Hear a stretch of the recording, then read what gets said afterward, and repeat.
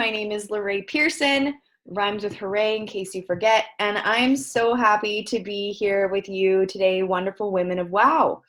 Uh, Pretty excited to announce that I am the leadership coach of the masterminds here that we're going to be having here this fall, and so excited to take you through this series. And right now we're going to be talking a lot about leadership, which is one of my favorite topics. And today we'll be talking about self-leadership, because in order to be able to lead and affect others, you first have to know how to lead and affect yourself. So without further ado, we will get into some self-leadership today, ladies. So pull out your pen and paper, because I have some good stuff for you today. And I love all my presentations to be interactive. So embrace this journey with me, and we're going to learn a bit about self-leadership. So before all of this, before we get in there, I want to tell you a little bit about myself. So who is this Lorraine character? Well, I actually grew up on a ranch just right here in Alberta. I've always loved business. My background is in business coaching. I was a competitive athlete my entire life. And I have to say, I just want to share a story with you from the very beginning of what got me more interested in leadership and communication. So again, I played competitive hockey my whole entire life. And there was a time, I guess, at the end of my hockey career in high school, I was playing fairly competitively. And the expectation was that I would go away to play university hockey. Except this team that I played on in my final 2 years, we were losers. The attitudes on the team were terrible. It was not a fun place to be, and the sport that I love so much, I never put my skates on for 2 years after. Couldn't even look at it. And a lot of that actually had to do with everyone on our team working as individuals, and just it wasn't a happy place to be. And at that time, being my teenage self, I recognized that, we could have been so much better, and how could we have been? So actually, really since then, I've been super interested in the journey of leadership and leading ourselves and how we affect others. So fast forwarding from there, I actually, one of my first positions, my big girl jobs, was at a university. I was a sales manager for a makeup company. And in that role, I was thrown into managing 25 women who were selling the product. And what I'm going to be talking about today are some of the things that I wish that I would have known, and also in working with leaders one-on-one, things that I see consistently over and over again. So these are themes that arise.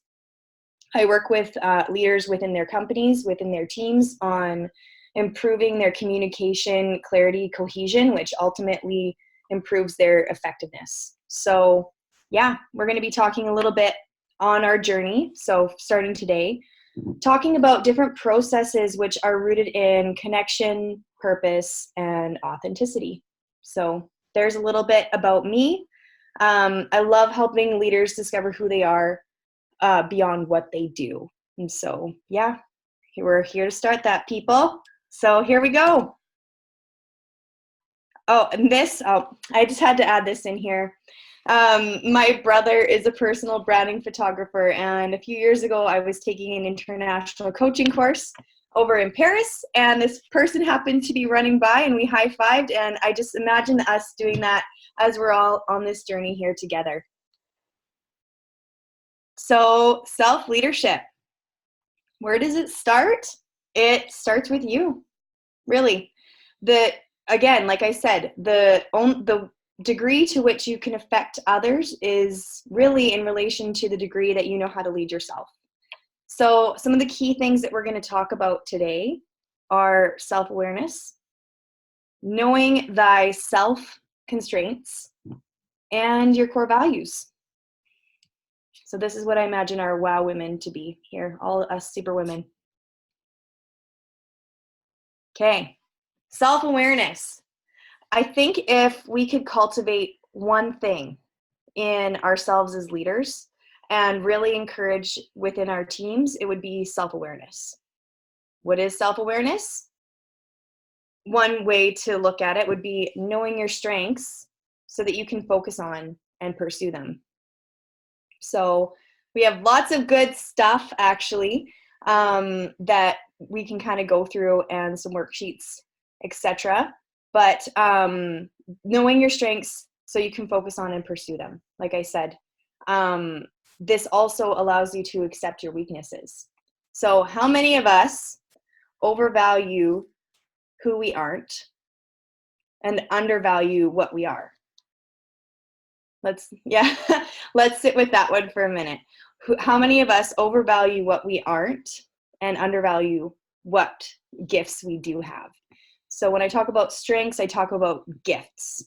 And also at the same time, as business owners, as entrepreneurs, as leaders, it's so important to be aware of this. And also the areas where we're striving to do something that we're actually not that passionate about, but we're trying to fit our what is it, the square peg in a round hole, where if there's a passion for something, you can develop a skill. And I feel that a great disservice that we do to ourselves as leaders is trying to be good at things that we don't have a passion for, and never will. So self-awareness. Again, when we talk about team, delegation, knowing your weaknesses will allow you to really hit it home in the areas that you're very strong at. And so self-awareness requires accepting both. And this is one of my favorite tools, the Johari window. So actually this window here was actually created by a pair of psychologists named Joe and Harry, funnily enough. And the Johari window, I imagine it as there being 4 rooms. So imagine walking into a room. So you're walking into a room, it's the open room, and this is what you know about yourself, and everybody knows about you. So it could be your hair color, it could be your eye color, it could be the job that you do, things that are known by both you and others. Okay?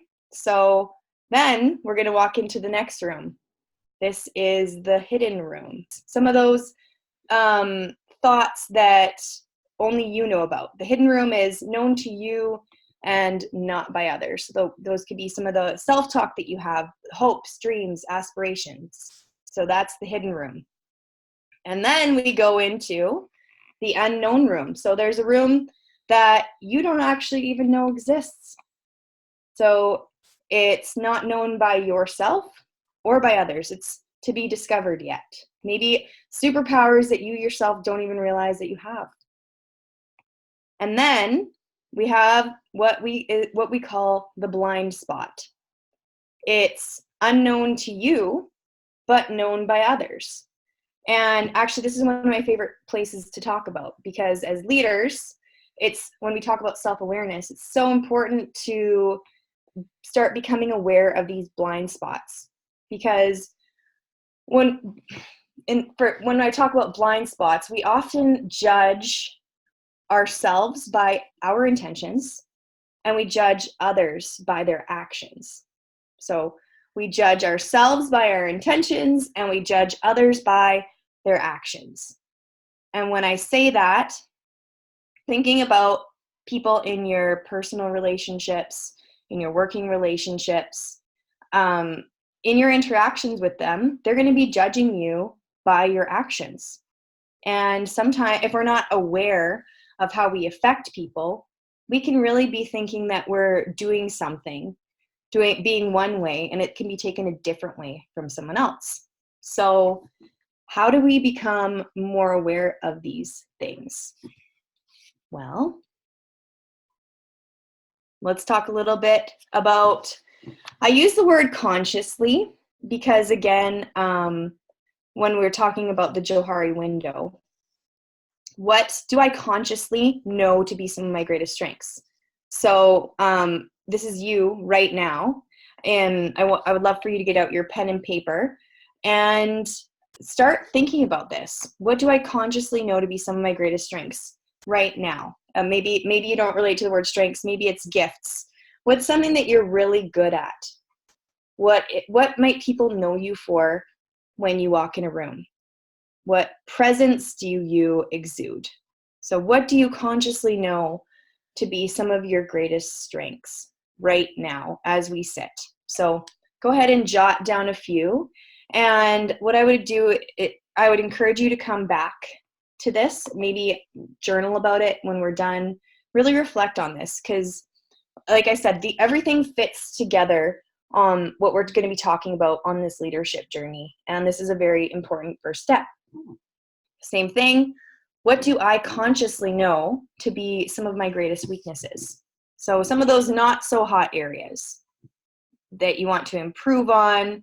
Maybe it could be your communication practices, some things that you yourself know right now that you could improve upon. And how do these show up for you personally, in business, as a leader, in your interactions with people?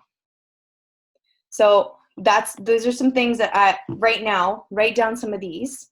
And then also, who are some people in your life? They don't have to be yes men or women, people that know you very well that can get really honest with you on things that you're really good at and areas that you can improve on. I would suggest going to 3 people, maybe, and pick from different areas of your life. So it could be somebody in a personal aspect, it could be in a professional aspect, and ask them these questions about yourself. I think it'll bring some pretty cool awarenesses forward.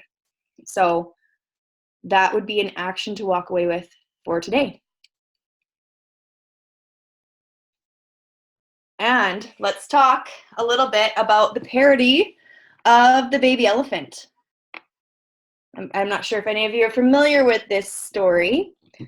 So there is a baby elephant, and this baby elephant is raised on the circus circuit. That's a tongue twister. Circus circuit. And the baby elephant grows up. Its front leg has a rope tied to it, and there's a stake in the ground, and that's where it is. So baby elephant tries to struggle against this stake in the ground, and it can't get out. Like it's stuck to the ground. So baby elephant starts growing. It grows into a 2-ton elephant, huge elephant. And what's happened is that this elephant actually has been conditioned not to move. It thinks that this stake holds it where it's at. And it learned that from a very young age, so that when it did grow into this big elephant, that it didn't think that it could go anywhere. So I actually love that story. And how does that maybe apply to some of the things areas we might hold ourselves back as leaders? Self-constraints, where a self-constraint is something from our past that we carry into our present, that we allow to hold ourselves back from things that we want. So these can show up in our self-talk. Again, Michelle gives us has a really good course, really good speech on Shut the Duck Up. And I really encourage you to go ahead and watch that, because those ducks, they'll get you. The ducks are the voices in our head. So I'm not good enough. A big one of mine is I should know. Things that hold us back. Fear. So self-constraint, things that hold us back are fear. What is something that you might be afraid of?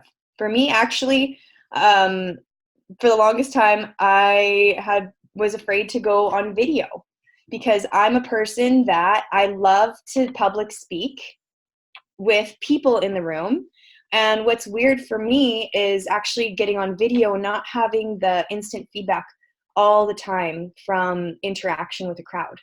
So actually, I had this huge fear that was holding me back from moving forward in my leadership journey, by being stuck and held up on this one thing, which was a story I was telling myself with my ducks, that you're going to look stupid. You just have to talk to fill space. So that, the reason I talk about that is, what's your thing? What's the thing that where's the area that you yourself are keeping yourself small in your leadership journey? And you know what? You might not even realize it's something that's holding you back in your journey in leadership, because it could be a personal thing. But let's be honest, business and personal, they all intertwine.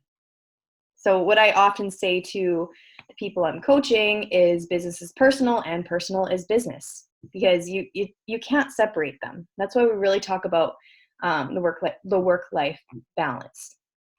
Also, don't ask for help. How many of us do that we think that we need to be these Wonder Women and know all the answers? Yeah. So a lot of us think that we need to know all the answers.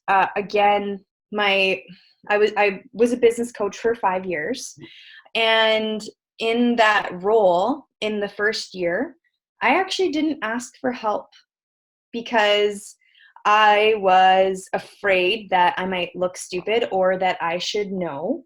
So I didn't ask for help, which what I feared I created was that I would look silly or that I wouldn't be respected. And also, what I've seen over and over again in working with people is, the more that they lean on others and ask for help and present as human, that actually more people look up to you as a leader, and the more you learn. So how many of us guilty of not asking for help? So again, let's talk about this too. Is recently I spoke to a business owner. They have a team of 15.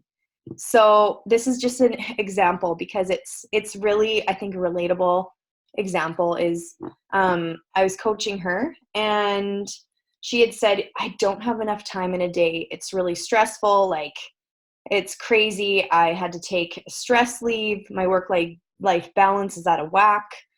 And we had 15 minutes, and I said, paint me a picture of something that just recently happened in your business here. She's like, well, my receptionist came to me and our internet wasn't working. So then I went home that night, and I was researching all different types of ways to get the internet to work. And, we went over, like, what's something maybe that you could do differently there? Just a simple question. How could you empower others as a leader? So you yourself, you are a leader. In every moment you have an opportunity for others to learn and grow and affect others. So what could you have done a little bit differently in that moment? And what she came up with was I could have actually taken what I call a coach approach to this, and got the receptionist to bring me some solutions. And then we could have chose the best one and worked backward from that. And then I said, how much time would that have saved you? And she said, I would have had 2 more hours in my day.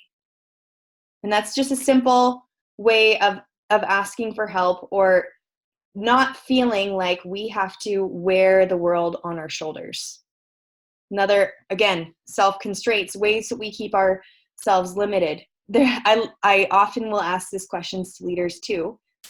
How would it feel if you didn't have to have all of the answers?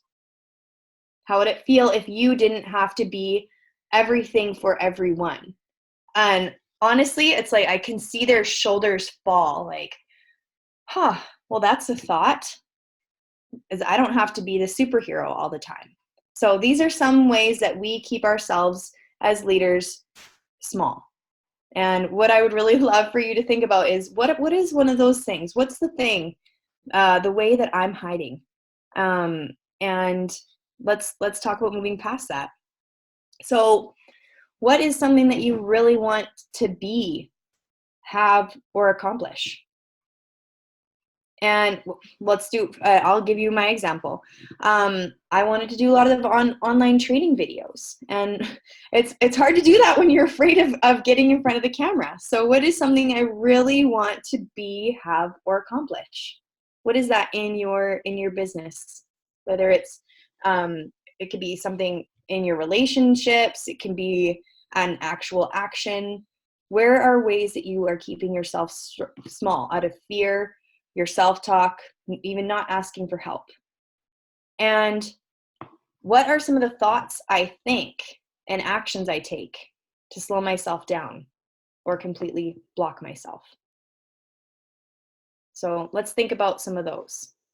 And then now what I want you to do is actually to put your pen to your paper and think about what some of those are and what are the next steps.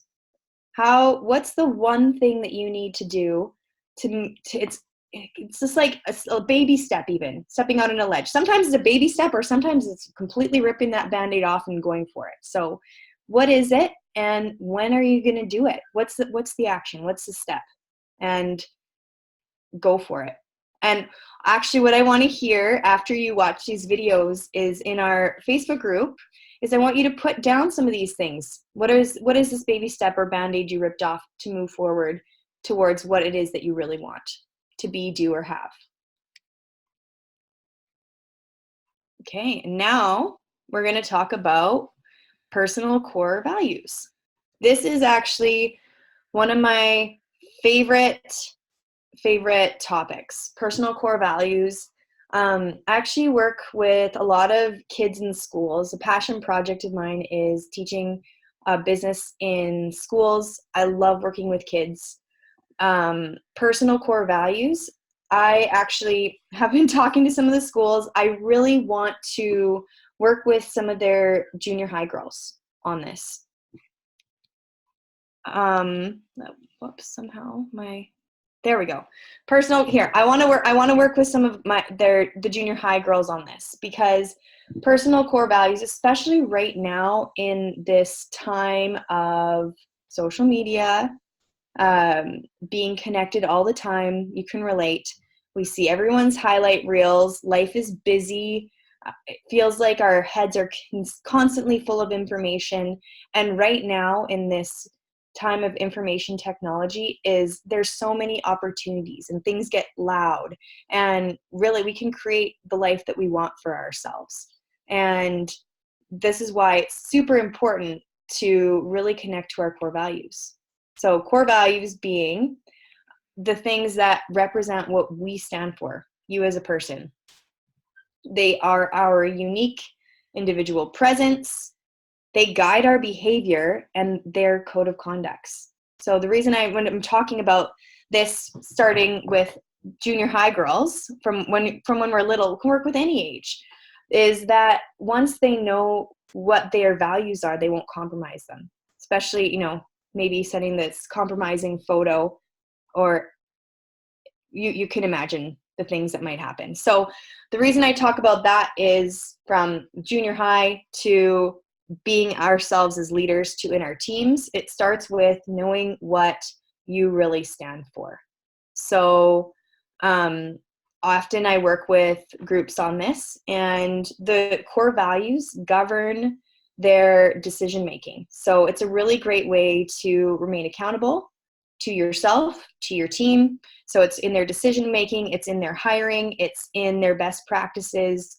We have team exercises around core values, around how we live into them, etc. And before we can do that as a team, we need to know what ourselves are right at the core. Because the thing with our personal core values is everyone's core values on your team are going to be different. And so knowing that's how do we mesh those all together, find people that are in alignment with us for the most part, and how do our personal core values mesh with our team core values? Okay, so core values, super important. A few of mine are integrity. I always want to have the utmost integrity when I'm working with people so that they know that my word means something. Integrity, passion. I absolutely want to be passionate about what it is that I do, and accountable. So those are just a few of mine. And let's talk about our core values. So what I want you to do is think of an amazing experience that you may have had. So this is an amazing experience. Maybe you were at your absolute best. Something happened. Maybe it was an award that you got. Maybe it was, you're like, this was like the best day of my life. And what were some of the things that made you feel like that was the best? So think of an amazing experience that you had when you were at your absolute best and things were going well. What things were present there? Okay, and now I want you to write some of those things down. Think of an amazing experience. And maybe here you felt like you were living in your purpose. So go ahead and write that down. And now, what was a time, let's flip the switch. What was a time where you were doing something, you were at an event, or maybe it was business, or maybe you were doing a business deal. Maybe it was way back in the day in school. What was a time that your values were restricted or constrained? So something's happening around you and it just doesn't feel right. You can feel it in your gut. And if you start thinking about some of that, what were some of those things that were compromised? So I want you to go ahead and write those down. So maybe it was, let's think, for example, maybe it's that somebody wanted you to lie about something. So maybe you were taking somebody through a customer journey and maybe you didn't quite believe in the product, but you had to sell it. And maybe you felt completely unauthentic. Authentic is actually one of my core value words too. Maybe you felt unauthentic or like you shouldn't be selling this. So what might that be? What was a time that some of your values were constrained?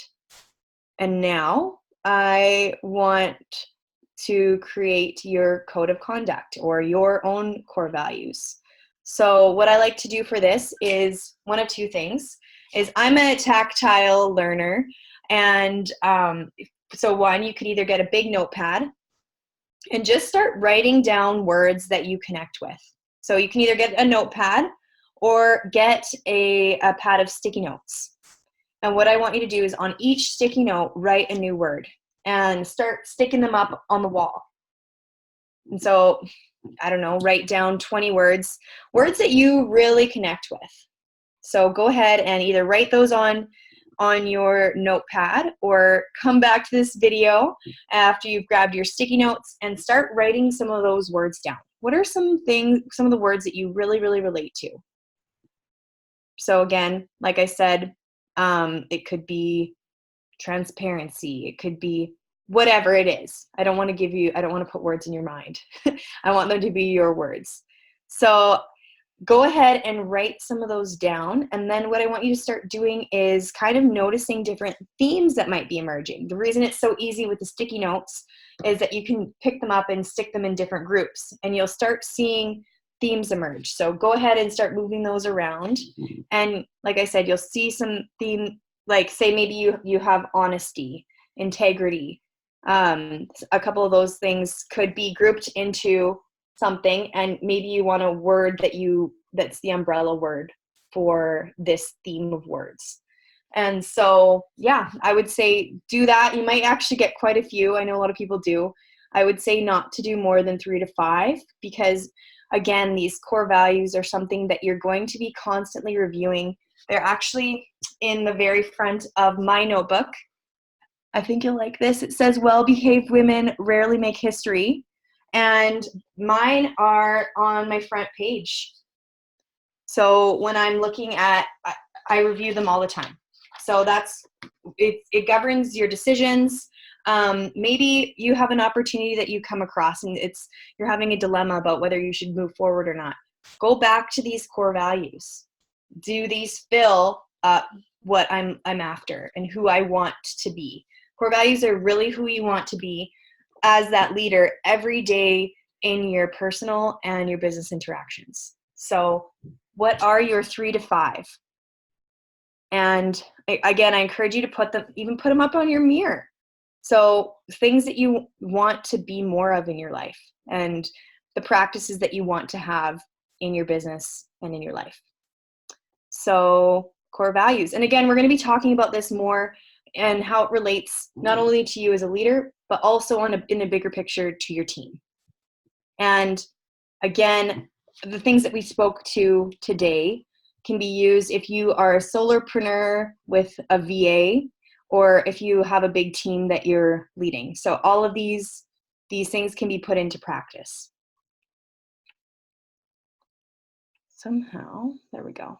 Okay, so to recap today, just a few of the things that we need for self-leadership are self-awareness, knowing thyself constraints, and core values.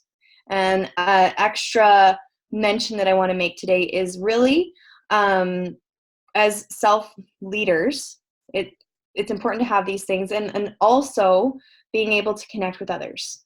So I really try to be super transparent with the people that I'm working with, because again, we're all human here. So our ability to connect with others and our relatability. So how open can we be in our journey with our team and with others? So that is self-leadership for today, folks. I hope you had a good journey of self-discovery in our time together today. And I can't wait to see you in our next session. So till next time, wow, wonderful women. We'll see you on the flip side.